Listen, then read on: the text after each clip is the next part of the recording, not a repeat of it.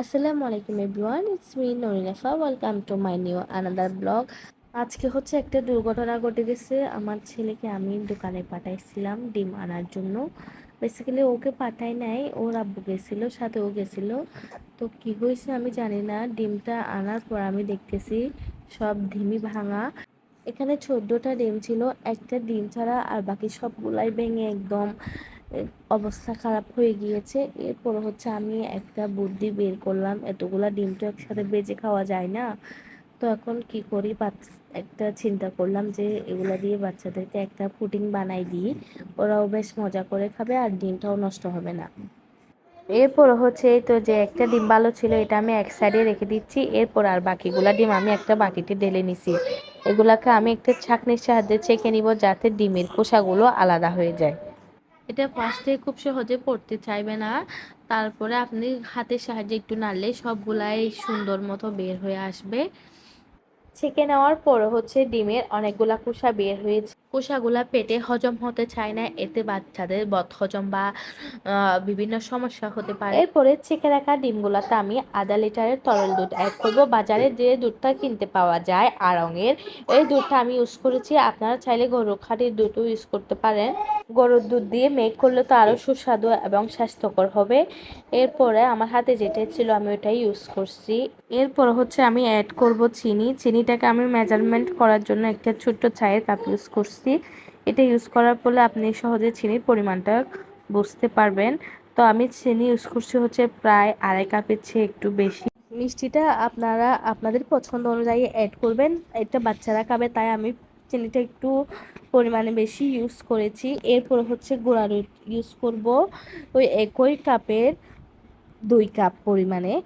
অনেকে গুঁড়া দুধ ইউজ করে না, গুঁড়া দুধ ইউজ না করলে আপনার পুডিংটা নরম থেকে যাবে, খেতে একদম ভালো লাগবে না, আপনি উল্টানোর সময় পুডিংটা ভেঙে যাবে। এরপর অ্যাড করছি হচ্ছে কিছুটা লবণ। অনেকে মিষ্টি খাবারে লবণ ইউজ করে না, তো আমরা বাঙালি তো সবখানে লবণ খেতেই পছন্দ করি। লবণটা দিলে হচ্ছে মিষ্টির পরিমাণটা ব্যালেন্সে আসে। এরপর হচ্ছে আমি 2 টেবিল চামচ মতো কাস্টার্ড পাউডার ইউজ করেছি। এতে কালারটাও সুন্দর হবে এবং টেস্টটাও বাড়বে। এরপর হচ্ছে আমি সবগুলো উপাদান একসাথে ব্লেন্ড করে নিব, কারণ হচ্ছে হ্যান্ড উইক্স দিয়ে করলে ভালো মতো সবগুলো উপাদান মিক্স হয় না বা সময়ের প্রয়োজন হয়, তাই ব্লেন্ড করে নেওয়াটাই সবচেয়ে বেস্ট।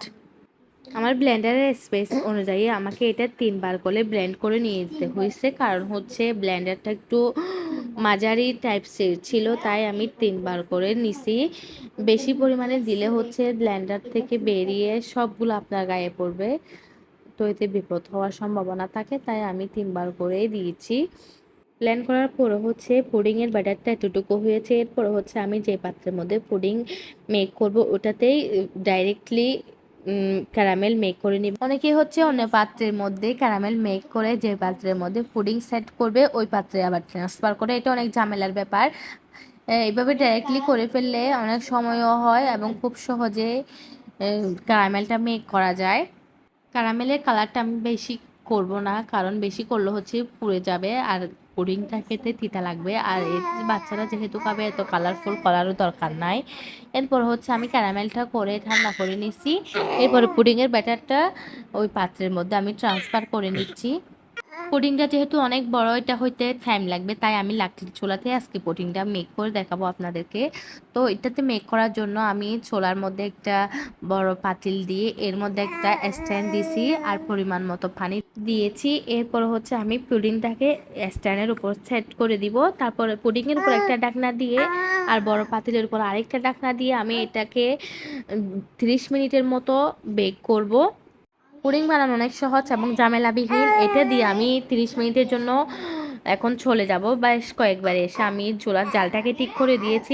এরপর হচ্ছে আমার পুডিংটা একদম রেডি। এটাকে আমি এখন উল্টিয়ে প্লেটের মধ্যে সার্ভ করার জন্য একটু উল্টিয়ে নিলাম। দেখেন ক্যারামেলের কালারটা কত জোস আসছে এবং পুডিংটা কত বড় হয়েছে। নিমিষে 10-12 জনে খেতে পারবে। এরপর হচ্ছে এখন টেস্ট করার পালা। টেস্ট মাশাআল্লাহ অনেক বেশি ভালো ছিল, আপনারাও বাসায় ট্রাই করতে পারেন। আজকের মতো এখানেই বিদায় নিচ্ছি। সবাই ভালো থাকবেন, সুস্থ থাকবেন এবং আমার জন্য দোয়া রাখবেন। ধন্যবাদ।